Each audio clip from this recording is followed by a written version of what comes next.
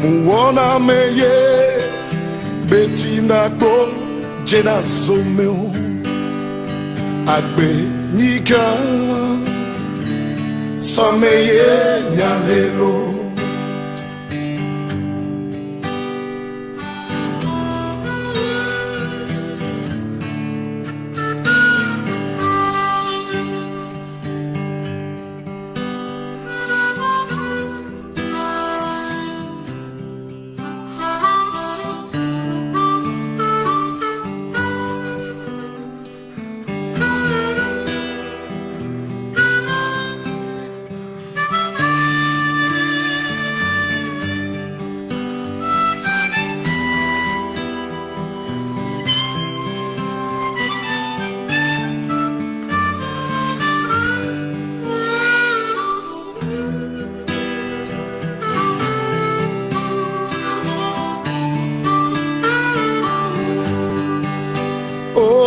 Benika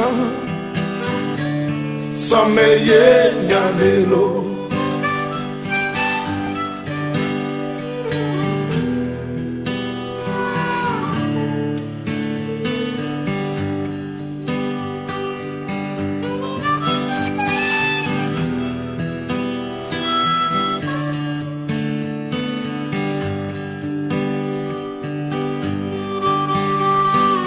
Benika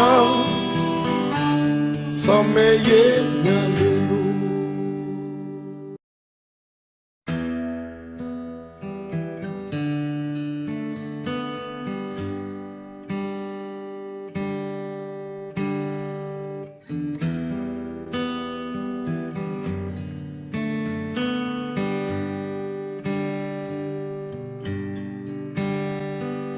Nunya bagama mainaude Ababavi komia fa Nunya bagama mainaude Ababavi ye komia falo Mamanye blenam Kembo ebejo le bonye Ebe vevesese bekameli Voidije popo dans l'îlot Ebe na tumetidia ba me kwelai Na home hojwa ama kwelamlo A vivant muona meye Betina po jena zomeo Agbe nika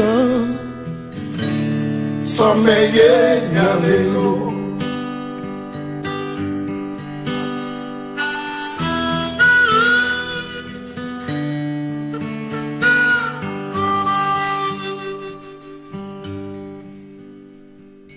Nunya bagama mayinaude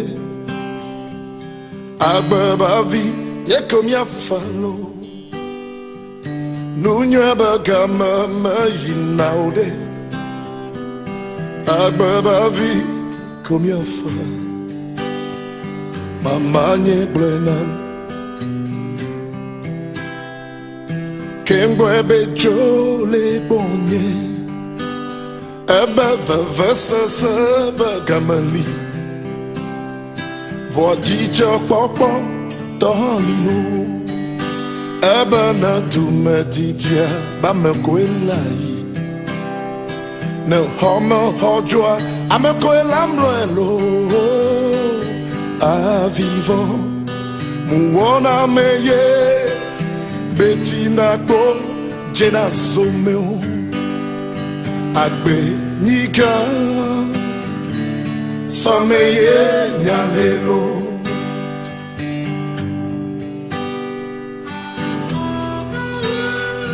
Anything, don't say yes over you may like expose or nothing is happening. At the end of the day, and never get because it cuts across.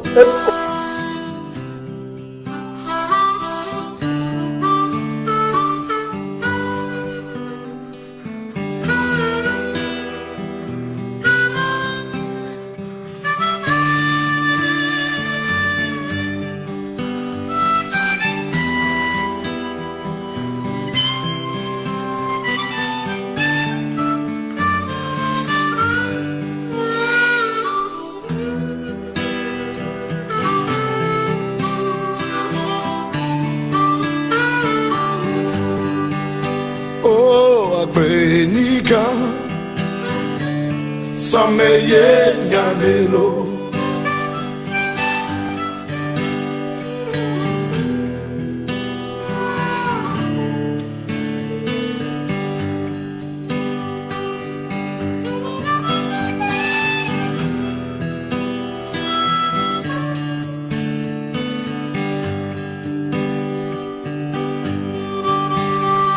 Agbenika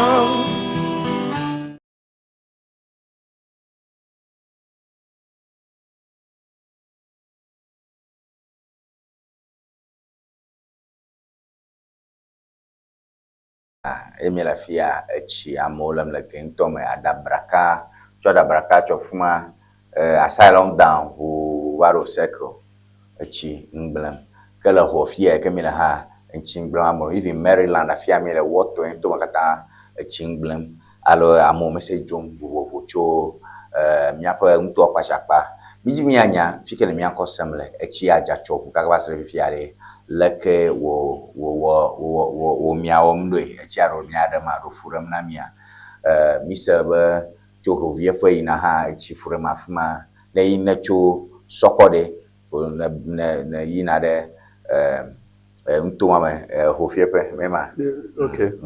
echi furam afuma kata ta mo ko le mia gbo mia je goncho fuma honorable elikam chomegbo enyanya mapope honorable wezo Mrekuyolo, Nyawele Doji. yo mabi ayo after me agree me petanyo gbo echifanya echijoja ntogo echogo kaka ba sere fia ke le gento me maro kun le kena kponya mo kra dan kena taro ne ya pokola Yo akpe majago amedogbe ne Pemba TV pola kata. Be disendi Okope TV play ope funu mo dare Pemba TV bele osenya de to.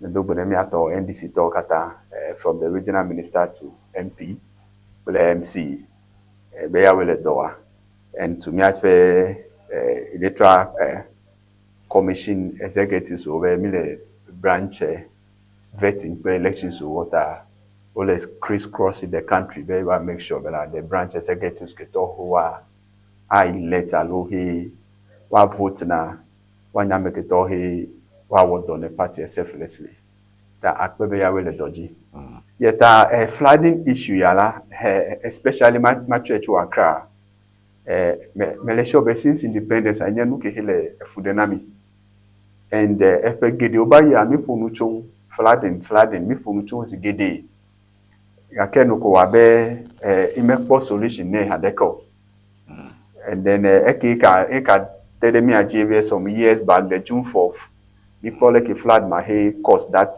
major disaster and then afterwards me sebe most of the drains in Accra all choked so wa dredge way yake so many years down the line me call back to the same story me chemical dredge those drains were the Odo River, the Odona, and the others where they like me call dredge way. Yape me call issue ke face fifie. And the other concern I'm also raised about there I'm all hot to the waterways way. The last time yape president Egblo nyare chombe you set up committees door and open report vaso they are going to take action. And through that me demolition exercise so get the onoji I'm over 4 or 5 story buildings of it all coming down and all that. And then at the end of the day, it's for the good of the people. Looking at what is happening, DKM you am there cry like stuck at home. If my pete do that I don't do if papa me who pete chigere who me pete so la me. This is the sad situation. I'm going to hold waterways. If you can hear cha here do. Put to hold it. That cheme kale mokpole jojo. The make woman jojo de if you baba no hahade tepe aba no hahaba no hahakwa egbelen tameka we na question ebe tameka we na permit mele sure be na assembly na the forestry commissioner okpona o demarcate area me onya be o afike achipe tepelo efi oke kokwaji wa tu hodalo enu ma pete ole tanu fia be de amede me wo pe donure wa ya ina tabe o na permit ma be o le hot to defima yana here America heme amiema ope do ya ole hot to refima the assembly ameke to he no chacha akrabo property amolo ope hotu nyere quality checks e plate to wari ya o che o mekpewa because their buildings in Tanda you be removed by this date produce permit o mekpe be am yo hot to the waterways wa tanu kaiji if you be me have amole sleeping on their job allo o honu vide kwa unamoba monu tukwa ta if you be the city planning la me plan the city anywhere wa and whether climate electro throw is here electro throw is here and me say about this year a chike jala me job possible allow this me job possible if you be e de lela akawu ya tanu ka ba we ya de nuka wa mile nuka wu e ya de nuka wa mile as a country ta edefu kake no komia hbe government no take immediate step be in the side ke hiwa and make sure be and make it all to for the chimoji hele chi blocker no make sure be no gba homa okata be chi ne pomo ne flow aside that this money me no gbogbo be even the whole municipality dey like nyemi afa trash or waste management company so be do now amobe bola o lo fa feme for so many weeks now eyo early make a fair role nyebe ne make sure be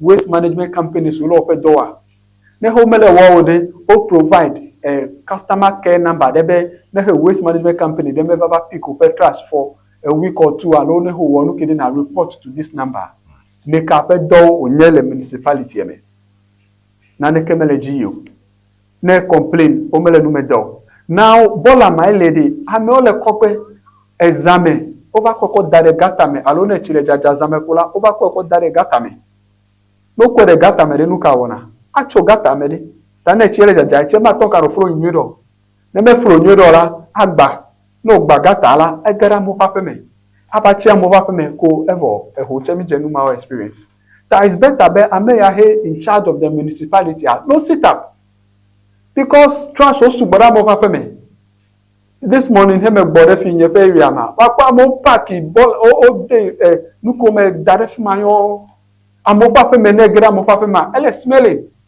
echo me get total me pa fe fence house me get ma akwe ball aso won la pie me o be for whole month now zoom line on me va ta o le chi job na chi jade gata le fi me dey some of them wa kwa dem yes because I know le pe la me pa fe me e chi le devio la pie me he chi le jaja de jide me dolele ma.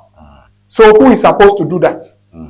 Me entrust position I'm over there. No make sure the municipality the nenye oxygen city. Me like blow. They no need. Yeah, I'm always sleeping on their work, on their job. When you complain, nobody is minding you. That may change me up mentality, play the approach. Email serious about me up a door namiwa. And we are continue energy until me serious with this. Let's show that these things maybe developed countries because they know that they have a sign contract what on you and you pay damages. Such a open about Africa maybe me have to call America me and my sigbe me hold America responsible America because America must sue for naneko tami kono sigbe how help you know fear on video online people be chile jaja nyonu do o ko pe bola ko le dada re chemede o be acho gata ana flood najo o ma ton ki bola dara pe me si one of be na wodi one of dolele akọ dolele ve na wodi tasigbe wa dispose mi menyo ya kake that is what is happening. What is government doing? And after government be take proactive measure concerning amageto to for the water waste. The sanitation minister shall make sure that some of these issues where he address where they got out the mabano choke with a new yapete. You go to other countries, there's all our beans where that moto than a bottle water, sachet water, no emojis or hair no. A couple the next bin lefima, quick anyado boko a drop them. Kabima ko raba kono da daranyo no ko darane chi hejare e chi akole akako de gata meletepere waba wonuki. Developed countries where all have beans all around. Because their waste management companies all a door, so they know, but okay, this day la edibani otofi whether be you alo me yo la OMT.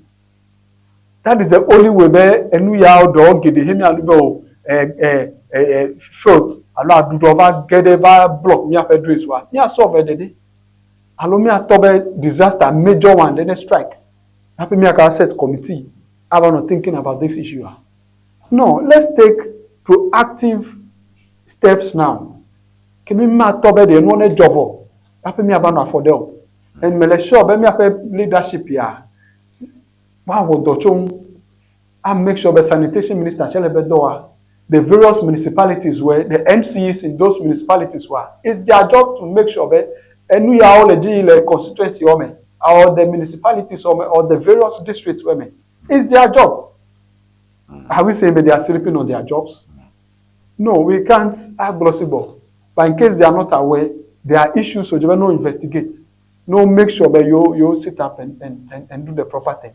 That is the only way. And we are my job because Nehemika approach ke hele ji ile kemi na check aba wuke ya kemi ema akrapete of me and abado me after the other regions which every get to experience flat poor it was start experiencing it because of me after poor management and poor leadership style and abe enu ya me job poor aba no jojo ape yo mi apon pola elikam chomo bo for mfuema mise nyama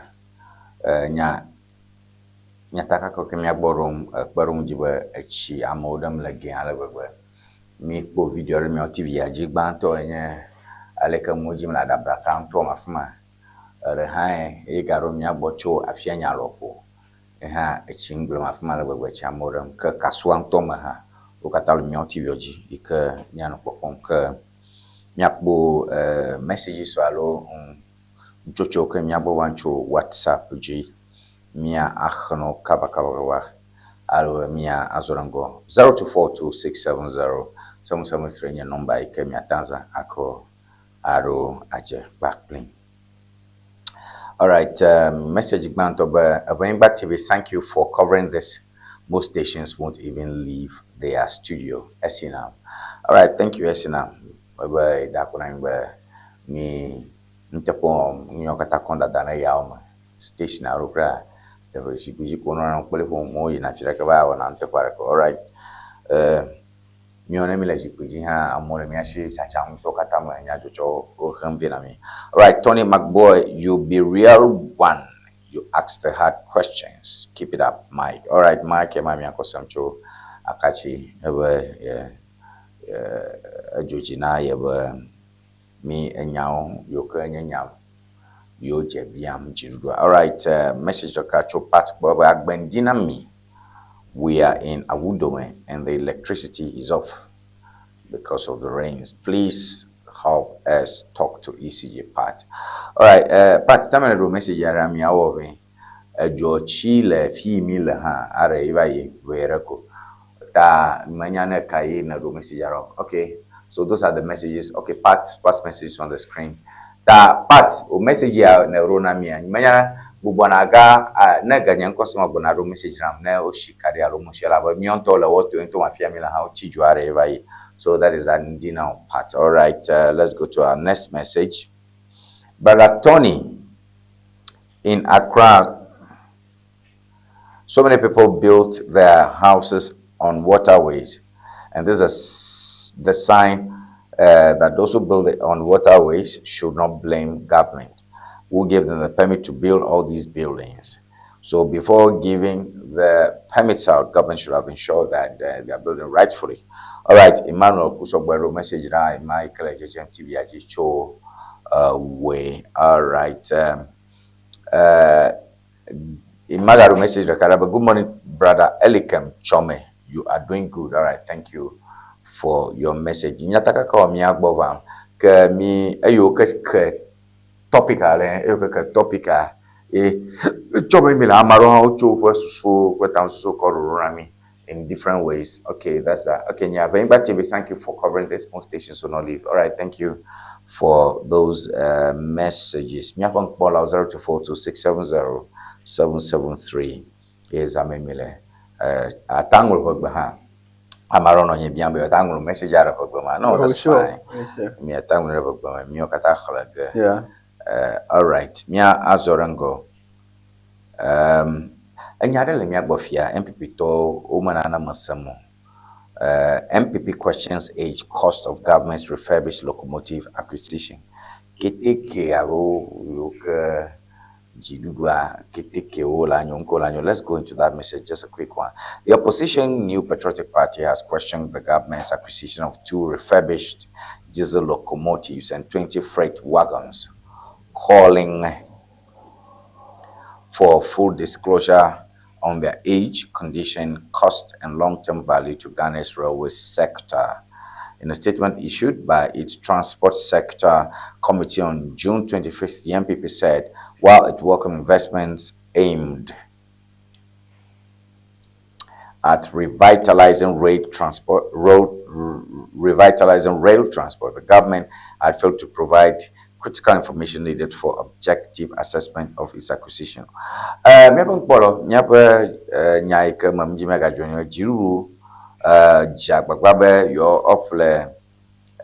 Diesel locomotives are 20 freight wagons, calling for disclosure of their age. Over keteke aro fulam jiru agalefia kple meliaro yiko jiru apoplan yoma nkomosemcho nke ho gba won ko ashenya honani aponani o khole du ko ikemo o lafi o plan bafia ke jiru fa opposition MPP talk of parliament Okonya direct over any investment aimed at revitalizing road transport, improving freight mobility, and reducing pressure on the nation's road network is a step in the right direction and deserves commendation, the statement said. However, it argued that transparency was essential to determining whether the locomotives represented the most sustainable and cost-effective investment.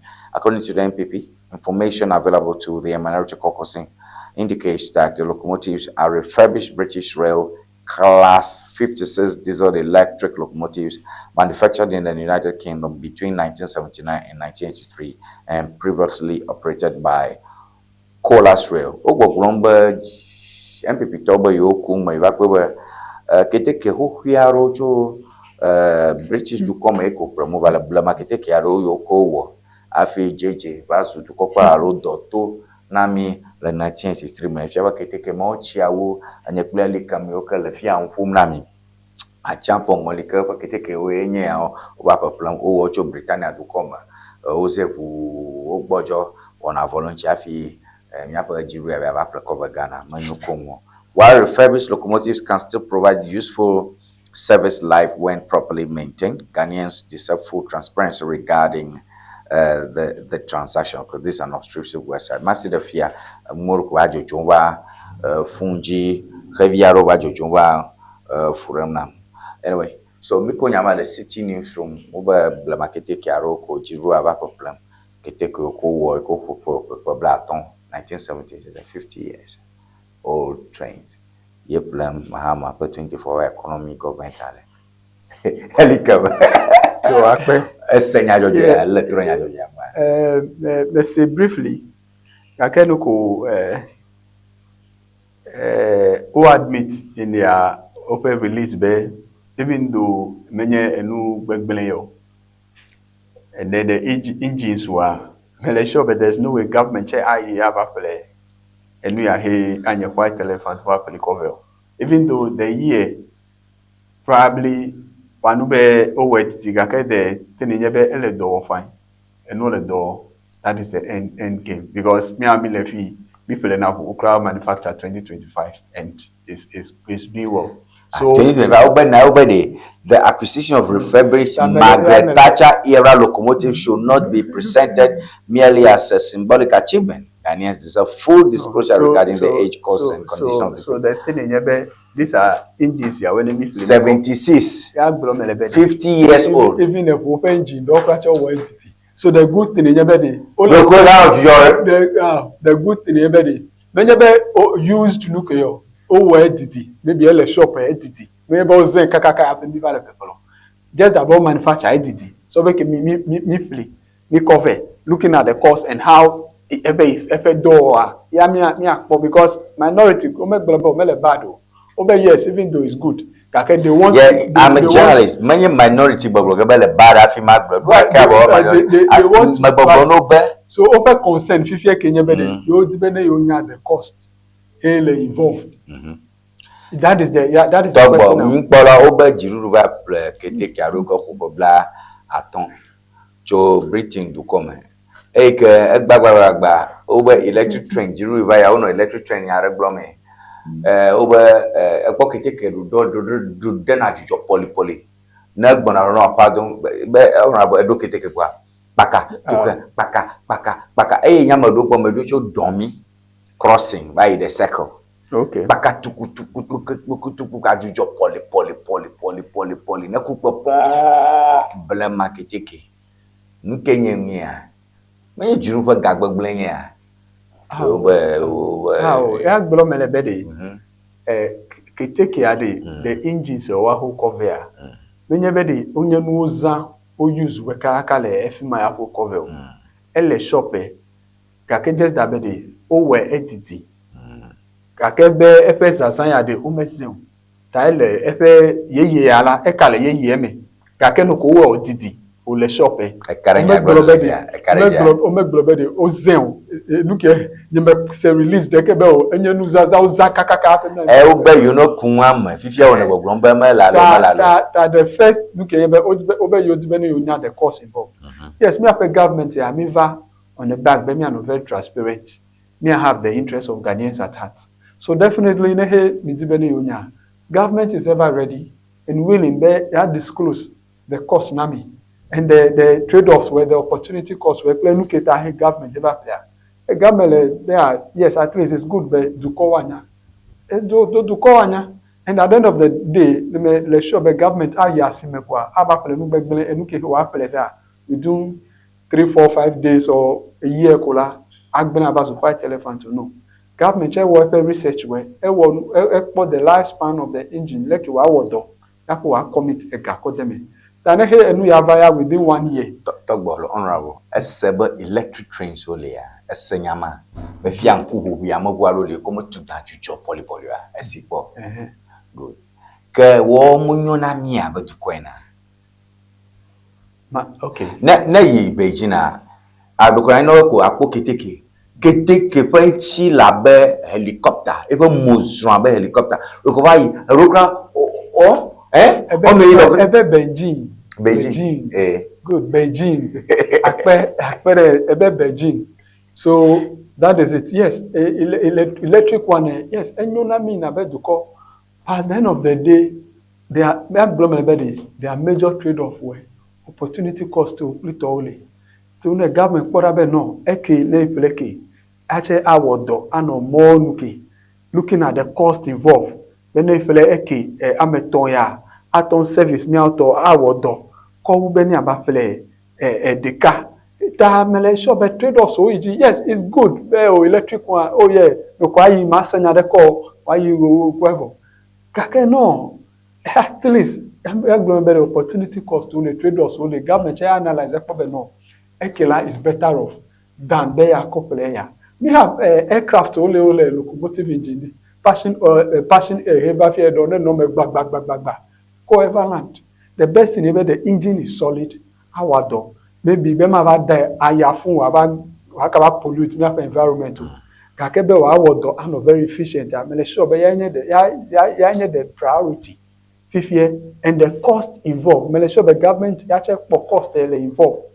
Some of these things. Ogwa kaka ewere jiru amele transparent because baje bo na yo nya isi abesot akpe haje bo va ba gbo nyi ya le plum yo la ho ya le asenya gome o ma wo and ba do nwa plan alaba e poketike mo kwaro lia do nwa plan aba ketike mo ko le choka kan kurwa ngoli eta gbagba je mo ba plan Margaret Thatcher ngoli poketike second world war ketike o pom paka o minority jiru ami pedo mi ba pedo mi va do ape and do ke mi make sure be mi azagana to pe ga nuire the mod de deji he mi akpo be Ghana to wa po video le me benye be mi ayi aba no mi make sure be mi za Ghana to pe ga dedie tane ho le gbogbo be o so que minority onya be jebene you know transparent in government no cover parliament.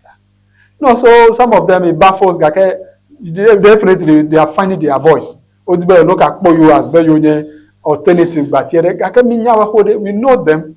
First time ya ole nyayasa. Yeah, we know them. Ghana touch onyawe. That no bede. No, you so me nyawe bede. Well, topic anyawe de mi oba mi keteke yika for bladen. Pour blaton. Problem. E mo bien bede. Do plan ala ba keteke mo ho o le mo jibo do more because if you have a fuel efficiency, green transition. Oba mi gano ajujo rem ko ire ya mo fifia na ko ne chijajanka na ko gagba direct chia po domeza la ponji ne chiaja bokwa po ba mu yibo lete e chia me ka kanchi jiolo science observation is science yes ne ko ekpon ko dare ani gba po dodoma suku package ye ne chu gagba dare kra chija bokwa emele yibo yes mene ne mo no chia mo chai ke chino ga jamino to tonto beta makrama no mo ogo gbon tanki me blama ni ke yo fo zazamu yo fo scrap ball akra leke onye yo fo scrap ball akra leke enu le very effective very efficient here I would dollar mi apemoji me fi abere obe locomotive da na dudo ajujo de popopopo no how me fi abere sibeyo yes is engine man be type here that me fi abere engine e gba kra be no now maybe do be refurbish around new me tell me be that na ko minority ya will be refurbish ka ka nche me nya be enu ye opele and we kill 1970 ale ye how look at no things enu ye de me fi abere enu owo egbo no 1976 or 86 di ele shop vous de commerçants train de commerçants nke afi la service yo manufacture o me pele ode o pe no sugbo maybe o kale upgrade versions o ko fe ta o fu be ke no ta e jona ta enu ya me fi abe o ze ka po gbo ko ba dane yes ele shop ta na he ba fele 1986 vous me pele vous ye even though be o edidi 2000 and something vous na me pele fifia me pele vous ye so ye no me zenwa yes that is it but ya glo me at the end of the day government am made as ma ba plan gbegbe ko fe Ghana to me afa government am encourage na wastage ta me le sure be no say that hey government awola obunyo de o make sure bela is for the good of Ghanaians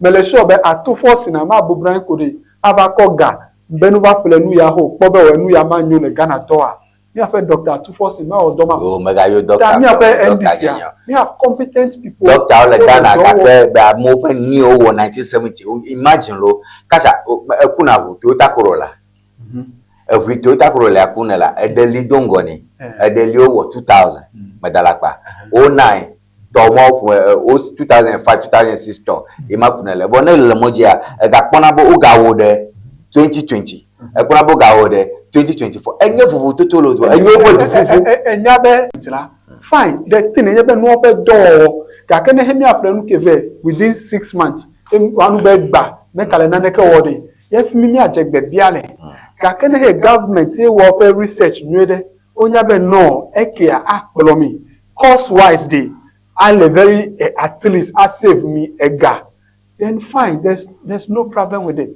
the best thing you ever what come for be Ghana to wa kanyabo ega ke government commit to enu ya ke and then at least be transparency anwaya that is it because na gamele ya mi aban ba fele the cow mi ho eke anabe ametrain ameton anomoji and very effective efficient awodwa then why let me well that is very important but sure be lot of considerations so easy that the government ba arrive at this decision though ejebene you play type key eke looking at the lifespan ke lene no je do lifespan government ya be awo enua yes then government goes for it but sure be there are policy guys there are people also thinking doing this subtraction addition and all that who arrive at this decision mabio edonku jibe electric train ya de jolo Ghana for bo play keteke ya reve onye electric train fi ba ma o ma diesel for the congrema poly ma mele full exam do ko charge ko no ko accident edonku jia so ma joji no be nya zemi ke le fuel de nwa go na mo fuel efficient ekwe kete ke ade no jojo tum ni gba mi le gbere kete ka jojo ko tuna mi le suku ma be locomotive no jojo tum poli even mi ka develop katuna le kete ke gbona ono ta ma ka jiron do domito une if you wo kete ke bubu ke ma jojo tum mi ba gbere top plan e bo nkuvu e bia melo la do nya pamanchi na 1 minute nkuvu nge nya plan nkuvu to ebe nke jo ma fe nkuvu to ha e va be ma to plan na melebede mi afe government mi ache mi prioritize Ghana top edidi nyenye amako mi prioritize da mi be mi afle nu ke he mi afe kotokuma aton fle etabe gameli mi fle a mi enu ke che he ne mi fle wa devine Ghana to a ache le bebe me fia be ne gameli o ta mi aba fle nu gbegbon ka ke mi akpo be enu ke even though be enu ye yo kalevava ga kene mi fele kede a mi aton hefia mi hefia de service ke he wa na mi de compared to mi fele ya chede acha na mi service ma the lifespan de le kole ta mi a compare nu ma pete ke mi a go for mi a play green transition wa de mi aji e Ghana viewer wa po video le me e ya heva ameton ima let me probably okay. I'm is half of the even the amount. Ya kofele Emma. I'm la a service a more gedeji. I'm already what serve more gedeji. Call me after the car. She quite how. Very well. Okay. Offer the general. Yeah. Ghana to every my brother. Yeah. 1970 locomotive. 1970 imagine engine go 1970 like us pack again do gakoko and then what me trick pokaka like I mean why government na ebobu ko 1970 car engine bo lewa tega kile was pack 1970 brand hukel hofia so sonfia owe engine 1970 na nya I had to. That's it. Toyota engine sole. Toyota engine sole. Toyota engine sole. Chale is euro. Yakemi dakuna to for some economics for mala gbogbo. E gameli otade hen. People messages so that okay, for Kuma do message na very Agbenjina me if MPP is lying show us the receipts, if not government should explain the cause. Okay, ima go ben MPP to mo yan egbomo emele mo ko mi fia me receipt mi fia me clear documentation honeni ke miza na nya bobo nya te MPP to lakpada. All right, watching from Sokode Etoy, the money could have built new ones instead of refurbished one. Koko Anum. All right, thank you for a message. All right, message is over very much. All right, that guest is annoying me. He thinks we don't know the difference between new and refurbished. John. Okay, well, I don't know what the many NDCM people of women of your annoyance may hear. The important thing whenever over refurbished, over refurbished, I feel told that Magaba ye shia apiabo yo engine company our engine at 1970 ara kuma po mo kashinchi po kaka 2026 ala we o ma ba aba ye re alo ga ke me 2026 yo ba be de o ma 1970 okay kaka o ma zin kaka ba seregba ka engine ye yo nye aka MPP to bodo refurbish John Beckbaum Gava Doji Kunami, Mionia, total repair. In any case, how can an engine be there since 1970 and it will be new? You must go. You've known after some time. I look if you ever plans to scrap day. Anyway, so that's that. Morning from Dome. I don't understand why we always buy second hand and call it development. Mike. All right, thank you for a message on the screen. Honorable message of me.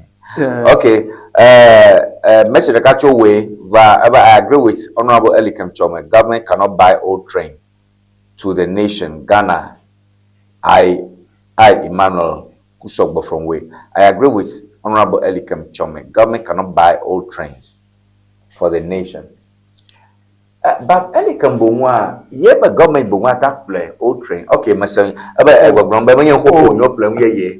me government de ma ton ya simedi Aba fele nu gbegbele aba fele nu gbegbele cover ne Ghana to amede gbogbo be mi like enu ye mi wonu ye yewe at the end of the day I agree with Honorable Elikem Chome. Government cannot buy all train to the nation. Yes, probably for the nation. Yeah, maybe a message government the man yasimedi aba fele nu gbegbele cover ne Ghana to ho nya be nu ma de 6 months ko anu Last how man no sibo me government he da sime ya nya be mi ko ab daran la e fasilele bi ra mi aton pe bi ba si amewo a na ya nye edeka ya because but o a 2026 o b 2000 the year 2000 he ke anami be mi a vamp mi ape railway sector mi an bo mi fere deka ni ka live ma mi ho be bi chela a deliver enuma you see that's the issue with some people. Amedo only looking at yes everything classic. Meanwhile, your money cannot buy the classic. Oh, so climate change, climate change. Tami jumu sasa ikano jujotum poli. How they didn't paka. Tafiya nkuvu. There is a minister for green transition, Medalakba. There's a minister for green transition. Anya biya memelo nyonto mi apo nyayo mi baglo. Obe mahama globe lenkeke 120 days Ghana nanye duko ke clean out duko ka Africa. Fisher na no fifia oko diesel kokore ke ni ketekuma over na pado ojojo tu pole fifia mi kata mi gbon ke mi baglo mi ga no jogalo people pio. Hey, Honorable, wrap up just in 30 seconds and let's go.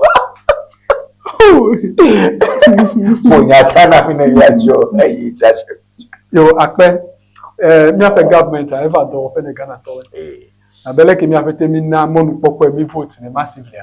And make sure they deliver. Amen. And then the way ke oleji, me have mi ape roads where some buses will over.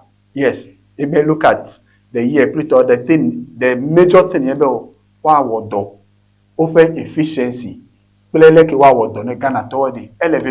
it's not an issue about the 2026 model, along 2020 model. At the end of the day, over door na ya elevate. The government might have seen many other Ghana to. That the say the government here for the covenant Ghana under this current administration, and you look here last long. I deliver same value. Hey, let me play the latest brand I will deliver. I deliver. At the end of the day, government I cover the cost. Our cost calculations way. When they play when they play decade traffic. I'm stranded. I'm a woman. I safe and I deliver the same value. Na be yanene just that be ye to the mela jujo mela ye to the mela jujo deo. Ekede ela jujo the video can make our door. So yes, in as much as though me apete me nu ye we deeply already. Ejebe eke mi ape kutoku me hemi aton afford. He will deliver the same value la. Ele very important. Ta eke already me have a done electric ones away. Eke cha have adapt to it. Ke mi ape railway sector chala akpo budget. There will be more jobs for people. Employment, economic activities around the railway stations. Kutola. Awodo ko be mi ape de kako. One of my meanwhile, other nukiwe omakbo. That for me, it's a good one. The only thing, yes, me have a government la accountability. Any one of the foundations of the NDC party. Any me have a government very dowati. That me sure that the minister for roads and transport lead this particular initiative. What account for Ghana? No, I think. Bukari, I think Nipi Bukari. So I make sure that Ghana to the cost involved and like a door where the lifespan then anyabo many no over 6 months ko agbelo ka kemele sure that there's no way to force in at the government over here within 6 months myself any purpose. That Ghana to no rest assured. I make it all Miss Ebe Echiela Ekagbona. Obeka bo ta make it do hele echipe tepewa no find a higher grounds do no fima o manage and I make it to other chipe moja the various communities or flooding ele jojora no lead initiatives where be no gba homa we if I made a compromise, and I be all EG over Bram and get open one, to make sure I make my channel account for FST worship. That is the only way to quite develop. The message, but always me and government blame. Meanwhile, government mele whole of you. A government mele whole of you. Probably no permit to out. Me and thought to come if you are me away. I don't like Pomafma. Me to come if you me away. I don't like. Gaka make a permit now. Many MCL a permit now. Yeah, and the office they sign permit over the hot to MC. I don't want to come la famata do watch and do a man poma. Jonyaga Gonala. Honorable, Helicam Chobo, ye Permian Midro, Yamabaton, my boy, I'm a guy canoe, so poor Jim Madapon, them Yapaja Roma, Yawebon, Yachijanga, Mina Homer, me. TV from Yajerum, Ajojina. Miamukata, oh, Tina do message now. Good morning to you. Mary do message now to Adenta. Good morning to you as well. Tobianas, Miamoro, greetings. So, I will Dr. Adam had do message and Dr. Adam Sabafi had do message now. Good morning to all of you. Miapa message I wrote chief Facebook, Metacolon, Magavamio. When you had the Madriwo, Medak, Beneniva J. But Operemianchi Plaga, Honorable Richmond, Adam Kofi, Potoswing, Peremianchi Plaga, Micho, and Aome. Medak pena vola herbal clinic to Operemianchi Plaga, Macbenami. Medak pena Miamio Kataka, Lama Benamico, Alabawana, G-Gem, Tony McBoy, Nkaka, Nyo, Na, Me. News links of a dictionary, ha, Akwe. Bye bye.